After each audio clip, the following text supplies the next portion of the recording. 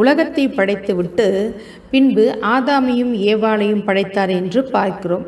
அப்போது தேவன் ஆதாமிடம் சொன்னது, நன்மை தீமை அறியத்தக்க விருட்சத்தின் கனியை மாற்றும் நீங்கள் சாப்பிட வேண்டாம், அதை புசிக்கும் நாளில் நீங்கள் சாப்பிடுகிறீர்கள் என்று சொல்லி பின்பு கர்த்தர் என்ன சொல்கிறார் பாருங்க, மனுஷனை ஏதேன் தேட்டத்துக்கு அழைத்து வந்து அதை பண்படுத்தவும் காக்கவும் வைத்தார் என்று சொல்லப்படுகிறது. அப்போது தோட்டத்தை பாதுகாக்க வேண்டியது தான் ஆதாமின் கடமையாக அங்கே இருக்கிறது. பின்பு ஏவாளிடம் சர்ப்பம் பேசின பின்பு அவர்கள் அந்த கனியை பறித்து சாப்பிட்டு தன் கணவனுக்கும் கொடுத்தார் என்று பார்க்கிறோம். இதெல்லாம் நமக்கு தெரிந்தது தான். ஆதாம் ஏவாள் கதை ஆண்டவரை பற்றி, அதாவது கிறிஸ்தவர்கள் அல்லாதவர்களுக்கு கூட அவர்களுக்கு தெரிந்திருக்கும் தான். ஆனால் இவற்றிலே பாருங்கள், இவர்கள் இருவருமே படைக்கப்பட்ட போது நிர்வாணிகளாக இருந்தார்கள் என்றுதான் ஆதியாகமம் 2ஆம் அதிகாரம் 25ஆம் வசனம் சொல்லப்படுகிறது.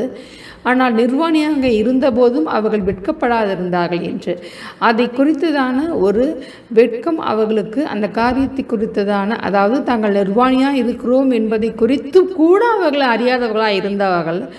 அப்படி இருந்தவர்களை எந்த விதமான ஒரு கள்ளமும் கபடமும் இல்லாமல், எந்த விதமான அச்சமோ பயமோ வெட்கமோ நாணமோ எதுவுமே இல்லாமல் இருந்த அவர்களை பாருங்கள், இங்கே சாத்தானுடைய வார்த்தை, சர்ப்பத்தினுடைய வார்த்தை இங்கே ஏவாளிடம் அவளிடம் சொல்லப்பட்ட விதத்தை பற்றி அவள் அதை கேட்டு 3வது மனுஷனை உள்ளே விட்டபோது நடந்த விஷயங்கள் என்ன என்று பார்த்தீர்கள் என்றால், அந்த கனியை பறித்து புசித்து தானும் சாப்பிட்டு தன் கணவனுக்கும் கொடுத்தாள் என்று பார்க்கிறோம். அப்போதே அவர்கள் சாப்பிட்ட அந்த கணமே அவருடைய கண்கள் திறக்கப்பட்டு தாங்கள் நிர்வாணியாக இருக்கிறோம் என்று பாருங்கள்.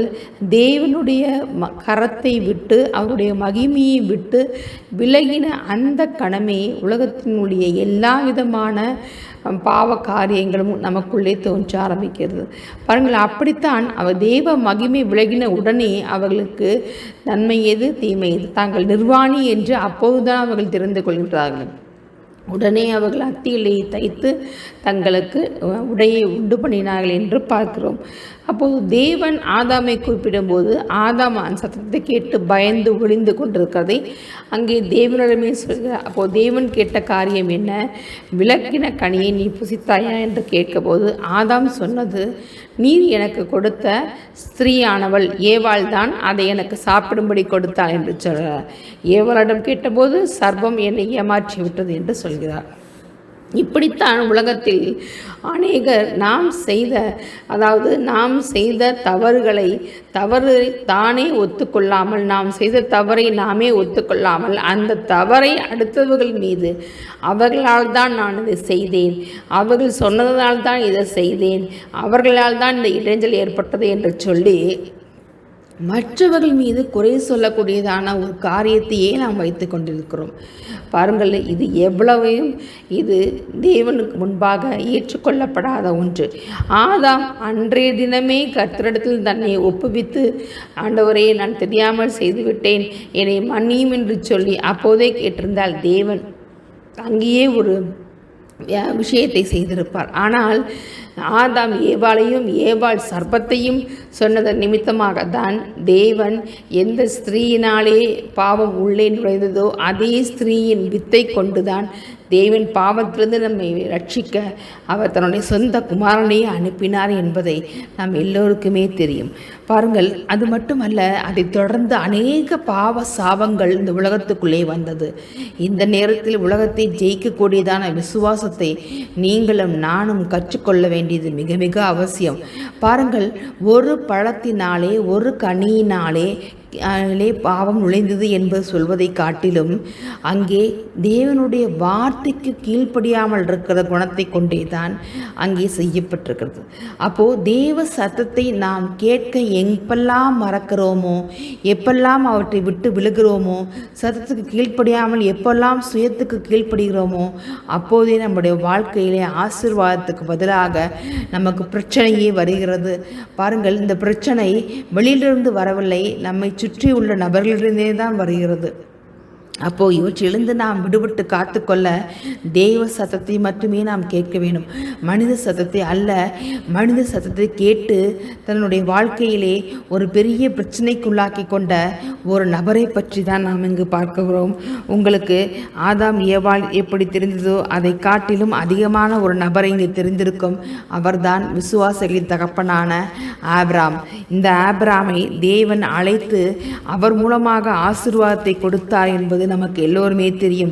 பாருங்கள், ஆதாம் ஏவாளிடம் கொடுத்த அந்த ஆசீர்வாதத்தை அவர்கள் இழந்தது நிமித்தமாக தேவன் உலகத்தை, அதற்கு பின்பான வந்த உலகத்தை அழித்தார். பின்பு நோவாவின் காலத்திலே அவர் கொண்டிருந்த அவன் நீதிமான் என்று அறிந்தது நிமித்தம், நீதிமானாக தேவனுக்கு முன்பாக அவன் இருந்தது நிமித்தம் தேவன் அவனை தெரிந்து கொண்டு அவன் மூலமாக ஒரு பேழையை உண்டு பண்ணி உலகத்தில் முழு உலகத்தையும் அழிக்காமல் அவன் மூலமாக, அவன் சந்ததி மூலமாக உலகம் மீண்டுமாக உயிர் பெற்று வந்ததை நாம் பார்த்தோம். ஆனால் இந்த உயிர் பெற்று வந்த அந்த உலகத்திலே தேவன் முழுமையாக ஆசீர்வதிக்க ஒரு நபரை தேட வேண்டியது, ஒரு நபர் இருக்க வேண்டியது அவசியமாயிருந்தது. அப்படி வந்த நபர் தான் இந்த ஆபிராம். ஆபிராமை தேவன் அழைத்த போது, நீ உன்னுடைய இடத்தை விட்டு, உன் தகப்பன் வீட்டை விட்டு நான் சொல்லும் இடத்துக்கு போ என்று தான் சொன்னார். எங்கு செல்கிறோம் என்று, எங்கே போகப் போகிறோம், எப்படி இருக்கப் போகிறோம் என்பதை குறித்து ஆபிராம் கொஞ்சம் கூட கவலைப்படாமல் அவன் தேவ சத்தத்தை மட்டுமே கேட்டு அவன் வழி நடந்த போது, அவனை உள்ள ஆட்கள், அவனோடு இருந்தக்கூடிய நபர்களையும் அழைத்து கொண்டு வந்தபோது பாருங்கள், அந்த இடத்திலே தேவனுடைய சத்தத்தை மட்டும் ஆபிராம் கேட்டபோது தேவன் அவனை ஆசீர்வதித்தன் மேல் ஆசீர்வாதத்தை கொடுத்தார் என்பதை பார்க்கிறோம். பாருங்கள், அவன் எகிப்துக்கு போனபோது அங்கே எகிப்துடைய ராஜா அவனுக்கு சீமானாகக்கூடிய அளவுக்கு வெள்ளியும் பொன்னும் வேலைக்காரர்களும் வேலைக்காரிகளும் ஆடு மாடுகளும் எல்லாவற்றையும் அங்கே கொடுப்பதாக நாம் பார்க்கிறோம். பாருங்கள், 13ஆம் அதிகாரம் 2ஆம் வசனம் சொல்லுறது, ஆபிராம் மிருக ஜீவன்களும் வெள்ளியும் பொன்னுமான ஆசிரியை உடைய சீமானாக இருந்தான் என்று சொல்கிறது. பாருங்கள், மிகுதியான ஆசீர்வாதம். தேவ சத்தத்தை நீங்கள் கேட்பீர்கள் என்றால் உங்களுக்கு மிகுதியான ஆசீர்வாதம் கிடைக்கும் என்பது நிச்சயமான உண்மைங்க. தேவன் ஒரு நாளும் தீமையினால் உங்களை சோதிக்கிறவர் அல்ல, ஒரு நாளும் வியாதியினால் உங்களை சோதிக்கிறவர் அல்ல, ஒரு நாளும் கஷ்டத்தினாலோ வேதனையாலோ சோதனைகளையோ நெருக்கத்திலேயோ இடுக்கண்களையோ துன்பத்திலேயோ உங்களை சோதிக்கிறவர் அல்ல. தேவன் எப்படிப்பட்டவர் என்று பார்த்தீர்கள் என்றால் சம்பூர்ணமாய் கொடுக்கிற தேவனுங்க அவர். பாருங்கள், உலகத்தை உருவாக்கும், அதாவது மனுஷியை உருவாக்கும் முன்பதாகவே உலகத்தை அவர் எல்லாவற்றையும் உருவாக்கிவிட்டு, நமக்கு தேவையான எல்லாவற்றையும் உருவாக்கி விட்டு தான் அவர் தன்னுடைய சாயலாக மனிதனை உருவாக்கினார் என்று பார்க்கிறோம். அப்படி இருக்கும்போது ஆபிராமை அழைத்த தேவன் அவனை வெறுமனையாக ஒன்றுமில்லாதவனாக ஒரு ஏழையாக அவனை வழிநடத்தி செல்வாரா? இல்லை, அவன் சீமானா இருந்தான் என்று வேதம் சொல்கிறதுங்க. அப்படித்தான் உங்களையும் என்னையும் அவர் அழைத்த தேவன்க. அவர் அழைத்த தேவன் உங்களை வெறுமையாய் விடமாட்டாங்க. இந்த உலகம் 1000 சொல்லலாம். ஒருவேளை ஆபிராம் புறப்பட்டு வரும்போது அவனிடம் இருப்பது கொஞ்சமாக இருக்கலாம். ஆனால் தேவ சத்தத்தை கேட்டபோதோ தேவன் திரளான ஆசீர்வாதத்தினால் அவனை ஆசீர்வதித்த நிமித்தம் அவன் செல்வ சீமானாயிருந்தான் என்று பார்க்கிறோம். பாருங்கள், அது மட்டுமல்ல, தேவன் பாருங்கள் தன்னுடைய சத்தத்தை, தேவ சத்தத்தையே ஆபிரகாம் கேட்கும்போது தேவன் ஆபிரகாம் தேவனோடும் பேசும்போதும் ஆபிரகாம் சொல்கிற காரியம் என்ன என்றால், எனக்கு ஒரு குழந்தை இல்லை என்று தான் சொல்கிறார். பாருங்கள், செல்வம் அந்த சீமான் இருக்கிறது. ஆபிரகாமுக்கு ஒன்றும் இல்லாமல் இருந்தபோது தேவன் ஆசீர்வதித்திருக்கிறார். அப்படி இருக்கும்போது தேவன் நிச்சயமாக இந்த குழந்தை செல்வத்தை கொடுக்காமல் இருப்பாரா? நிச்சயமாக கொடுப்பாருங்க. அப்படித்தான் ஆபிரகாம் கேட்டபோது தேவன் சொன்ன காரியத்தை பாருங்கள். ஆபிரகாமோடு தேவன் உடன்படிக்கை பண்ணிக்கொண்டு, உன் கர்ப்ப பிறப்பாவனே உனக்கு குழந்தை, உனக்கு உன்னுடைய வாரிசாய் இருப்பான் என்று சொல்லி அங்கே அவனை ஆசீர்வதிக்கிறான். அப்போது சில அடையாளங்கள், சில உடன்படிக்கைகள்லாம் பண்ணி கொண்டிருக்கிறார்கள் என்று அந்த வேதகத்தை படித்து பார்த்தீர்கள் 15ஆம் அதிகாரத்தை உங்களுக்கு தெரியும். ஆனால் இங்கே ஒரு காரியத்தை நீங்கள் நன்றாக புரிந்து கொள்ள வேண்டும். எப்போது தேவ சத்தத்தை விட்டுவிட்டு மனுஷ சத்தத்தை நீங்கள் கேட்கிறீர்களோ, மனுஷ ஆலோசனைகள் நீங்கள் கேட்கிறீர்களோ, தருவேன் என்று சொன்ன தேவ வார்த்தையை விட்டுவிட்டு மனித வார்த்தைக்கு நீங்கள் செவி கொடுத்தீர்கள் என்றால் என்ன நேரிடும் என்பதை பார்க்கலாம். இங்கே ஆபிராம் சாராவுடைய வார்த்தைக்கு இங்கே செவி கொடுக்கிறாருங்க. தன்னுடைய வேலைக்காரியான ஆகார், அடிமை பெண்ணான ஆகாரை ஆபிரகாமோடு இருக்கும்படியாக சேரும்படியாக அங்கே மறுமணத்தையாக கொடுக்குறார் பாருங்க. அவருக்கு இன்னொரு திருமணம் மாதிரி அங்கே செய்து வைக்கிறார். அவள் மூலமாக ஆகார் மூலமாக தன்னுடைய சந்ததி விளங்கும் என்று சொல்லி அங்கே செய்கிறார்.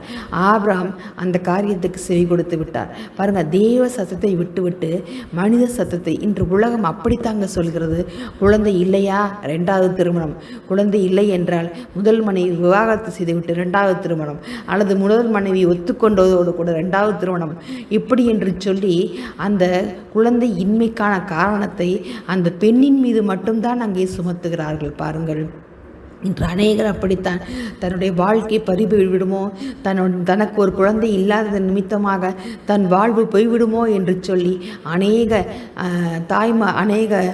பெண்கள் இங்கே அவர்கள் மிகுந்த வருத்தத்தோடு, திருமணமான பெண்கள் மிகுந்த மன வருத்தத்தோடு இருக்கிறார்கள். உங்களுக்கு நான் ஒன்று சொல்கிறேன் பாருங்கள். ஆபிரகாமோடு பேசின உடன்படிக்கை செய்த அதே தேவன் தான் உங்களோடும் என்னோடும் இருக்கிறார் பாருங்க.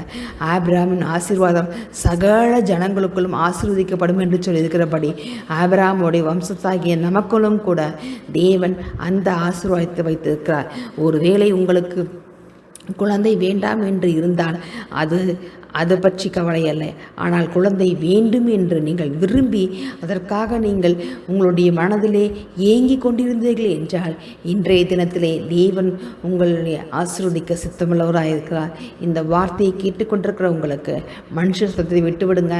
இனி பிறக்காது, வருஷங்கள் கடந்து போய்விட்டது, வயசாகி விட்டது, மருத்துவ பரிசோதனை இப்படி அப்படி என்று சொல்கிறது, இனி எதுவுமே வாய்க்காது, கோயிலாக சென்று விட்டேன், மருத்துவராக பார்த்து விட்டேன், எல்லா பரிசோதனையும் செய்து விட்டேன், கணவனுக்கோ மனைவிக்கோ யாருக்கு எந்த பிரச்சனை இருந்தாலும் சரி, உங்களுக்கு ஒரு குழந்தை வேண்டும் என்று நீங்கள் நிச்சயித்திருந்தால் மட்டும் போதும். ஆனால் நீங்கள் செல்ல வேண்டிய ஒரே ஒரு நபர் தான், நீங்கள் சொல்ல வேண்டியது ஒரே ஒரு நபரிட்டு தான். உங்கள் மனதை திறந்து அவரை மட்டும் நீங்கள் நோக்கி கூப்பிட்டீர்கள் என்றால் நிச்சயமாக தேவன் உங்கள் கர்ப்பத்தை ஆசீர்வதிக்க வல்லவர். பாருங்க, ஆபிரகாமோடு தேவன் பேசின போது அங்கே பார்க்குறோம் பாருங்க. உடனே அவனுக்கான குழந்தை குழந்தையை கொடுத்து விடவில்லை. உடனே சாராள் குழந்தையை பெற்றவில்லை. மாறாக ஆகார் மூலியமாக இஸ்மவேல் பிறக்கிறார். ஆனால் அங்கேயும் கூட சமாதானம் இன்மைதான் நடக்கிறது பாருங்கள். மனுஷன் கேட்டு ஒருவேளை நீங்கள் தவறான காரியத்திலோ அல்லது வேறு ஒரு திருமணத்தின் மூலமாக குழந்தை பெற்றுக்கொள்ளலாம் என்று நினைத்தீங்களாலும் கூட உங்களுடைய வாழ்க்கை நிச்சயமாக ஒரு நரகத்தை கூட தான் இருக்கும் பாருங்கள். அது அல்ல தீர்வு. ஒரு பெண்ணை தள்ளிவிட்டு இன்னொரு பெண்ணை திருமணம் செய்வதன் மூலமாக உங்களுக்கு ஒரு வாரிசு கிடைக்கும் என்பது அது அல்ல தீர்வு. அது அல்ல வேதம் நேசிக்கிறது பாருங்கள். நிச்சயமாக எங்களுக்கும் குழந்தை உண்டு, எங்களுக்கும் குழந்தை கிடைக்கும் என்று விசுவாசத்தோடு அவரை நோக்கி, கர்த்தராகிய இயேசு கிறிஸ்துவை நோக்கி நீங்கள் பார்த்தீர்கள் என்றால் எந்த வயதாக இருந்தாலும் சரி, தேவன் நிச்சயமாக உங்கள் கற்பத்திலே ஒரு கனியை வைப்பது அதிகமான நிச்சயம் பாருங்க. இங்கே ஆபிரகாம் பாருங்கள், இஸ்மவேல் பிறந்தபோதும் கூட அநேக பிரச்சனைகளைத்தான் அவர் சந்தித்தார் என்று பார்க்கிறோம். ஆனால் இங்கே ஆபிரகாமுக்கு தேவன் குறித்த நேரத்திலே சொல்லப்படுகிற வார்த்தை பாருங்கள். அப்போதுதான் தேவன் அங்கே குறித்த காலத்திலே அவர்களுக்கு அங்கே சொல்கிறார். என்னவென்று பார்த்தா 21ஆம் அதிகாரத்திலே பார்த்தீங்கன்னா, ஆதியாகமம் 21ஆம் அதிகாரத்திலே அங்கே சொல்லப்பட்டிருக்க காரியத்தை பாருங்கள். 2ஆம் வசனம், ஆபிரகாம் முதிர் வயதாயிருக்கையில் சாராள் கர்ப்பவதியாகி தேவன் குறித்திருந்த காலத்திலே அவனுக்கு ஒரு குமாரனை பெற்றான். பாருங்கள், 100 வயதான ஆபிரகாமுக்கு தேவன் ஒரு குழந்தையை கொடுத்தார். சாராளுக்கு 90 வயது. ஸ்திரீகளுக்குள்ள வழிபாடெல்லாம் நின்று விட்டது என்று அங்கே சொல்லப்படுகிறது. ஆனாலும் கூட தேவன் கொடுத்த வார்த்தை, அவர் கொடுத்த வாக்கு, அது நிச்சயமான உண்மை. அதனால் உங்களுக்கும் தேவன் சொல்கிறார், இதே தேவன் தாங்க ஆபிரகாமுக்கும் சாராளுக்கும் ஈசாக்கை கொடுத்த அதே தேவன் தாங்க இப்போது உங்கள் மத்தியிலும் என் மத்தியிலும் இருக்கிறார். பாருங்கள், நிச்சயமாக உங்களுக்கு குழந்தை வேண்டும் என்று நீங்கள் உங்கள் ஏக்கத்தோடு கூட பல வருடங்களாக நீங்கள் காத்திருந்தாலும் கூட, பல மாதங்களாக நீங்கள் காத்திருந்தாலும் பரவாயில்லை, எது எப்படி இருந்தாலும் பரவாயில்லை, அபாஷன் ஆகிவிட்டது, நாட்கள் தள்ளி போகிறது, ஆனால் ஒன்றுமே நடக்கவில்லை என்று எவ்வளோ பெரிய பிரச்சனைகள் இருந்தாலும் சரி, எப்படிப்பட்ட காரியங்கள் நடந்தாலும் சரி, ஆனால் ஒன்று மட்டும் நிச்சயங்க, உங்கள் மனதிலே கர்த்தராக இயேசு கிறிஸ்துவை மட்டும் நீங்கள் நேசித்து அவரை மட்டும் நீங்கள் விசுவாசித்து அவரிடம் உங்களை அறிக்கையிட்டு நீங்கள் செய்த காரியங்கள் எல்லாவற்றையும் அவரிடம் ஒப்புக்கொடுங்க. மனுஷ சத்தத்தை கேட்காதீங்க. மாமியார் சத்தமோ நாத்தனார் சத்தமோ வேறு பக்கத்து வீட்டுக்காரங்களோ உங்களை பெற்றவர்களோ யார் என்ன சொன்னாலும் சரி, இது நடக்காது, வாய்க்காது, இல்லாது என்று என்ன சொன்னாலும் சரி, உலகத்தை ஜெயிக்கக்கூடிய விசுவாசம் உங்களுக்குள் இருந்தால் நிச்சயமாக உங்கள் கர்ப்பப்பையிலே தேவன் ஒரு கருவை வைப்பாருங்க. நிச்சயமாக வாக்குத்தத்தத்தின்படி நீங்கள் ஒரு குழந்தையை பெற்றுக்கொள்வீர்கள்ங்க. கேளுங்கள் கொடுக்கப்படும் என்று சொன்ன அதே தேவன், கேட்கிற எவனும் பெற்றுக்கொள்கிறான் என்று சொன்ன தேவன், நிச்சயமாக நீங்கள் அவரிடத்தில் கேட்பீர்கள் என்றால் உங்கள் கருவிலும் கர்ப்பத்திலே ஒரு கருவை அவர் வைப்பாருங்க. கணவன் மனைவியுமாக இருவரும் இணைந்து ஒப்பு கொடுத்து நீங்கள் ஜெபிக்கும் போது, கர்த்தரத்தில் ஒப்பு கொடுக்கும் போது, விசுவாசத்தோடு காத்திருக்கும் போது நிச்சயமாக காரியங்கள் நடக்கும். ஒரு வேளை நடக்காத மாதிரி தோன்றலாம், ஆனால் மனம் தளர்ந்து விடாதீங்க. நிச்சயமாக தேவன், நான் முன்னே சொன்னது போல, வயது ஒரு காரணம் அல்ல, டாக்டர்கள் சொன்னது ஒரு காரியம் அல்ல, மருத்துவ அறிக்கை சொன்னது ஒரு காரியம் அல்ல, பரிசோதனைகள் மேற்கொண்டது ஒரு காரியம் அல்ல, கோயிலாக சென்றது ஒரு காரியம் அல்ல. இவை எல்லாம் போகட்டும். உலகம் சொல்கிற காரியங்கள் எல்லாவற்றையும் நீங்கள் செய்து செய்து செய்து ஓய்ந்தது எல்லாம் போதும். இனி வழியே இல்லை, இனி எந்த தெய்வமே எனக்கு வழிகாட்டாதா, எந்த காரியமே எனக்கு நடக்காதா, என் வாழ்க்கையில் ஒரு குழந்தை இருக்காதா என்று நீங்கள் அங்கலாய்க்கிறது எனக்கு நன்றாக கேட்குறதுங்க. நிச்சயமாக சொல்கிறேன், உங்களுக்கு வேண்டும் என்று நீங்கள் விரும்பி ஏங்கி கொண்டிருந்தீர்கள் என்றால் அந்த செல்வத்தை நாம் பெற்றுக்கொள்ள மாட்டோமோ என்று நிச்சயமான ஒரு ஏக்கம் உங்கள் இருதயத்திலே இருந்தது என்றால் நீங்கள் நோக்கி பார்க்க வேண்டியது ஒரே ஒரு நபராங்க, கர்த்தராக இயேசு கிறிஸ்துவை மட்டும்தான். நான் நிச்சயத்தை சொல்கிறேங்க, அவர் உயிருள்ள தேவன்க. நிச்சயமாக நீங்கள் அவர் நோக்கி பார்க்கும்போது கர்த்தர் நிச்சயம் உங்கள் கர்ப்பத்தின் கனியை ஆசீர்வதிப்பார். நீங்கள் விசுவாசத்தோடு காத்திருங்கள். 10ஆம் மாதத்தில் அழகிய ஒரு குழந்தையை நீங்கள் பெற்றெடுப்பீர்கள்க. இது மனுஷரால் கூடாத காரியம், தேவனால் கொடுங்க. உலகம் கொடுக்கக்கூடாத காரியம் தேவன் கொடுப்பாருங்க. இந்த உலகத்திலே நீங்கள் அந்த குழந்தை செல்வத்தை உங்கள் கையிலே ஏந்தி கொண்டு தேவனே இதை செய்தார் என்று அநேகருக்கு முன்பாக நீங்கள் சாட்சி சொல்லும்போது, கர்த்தருடைய நாமத்தை மகிமைப்படுத்தும் போது கர்த்தர் நிச்சயமாக உங்கள் வாழ்க்கையை ஆசீர்வதிப்பார். இது மட்டுமல்ல, இழந்து போன எல்லா காரியத்தையும் தேவன் உங்களுக்கு திரும்ப தருவாருங்க. நிச்சயமாக தருவார். கர்த்தருக்கே மகிமை உண்டாவதாக. ஆமென்.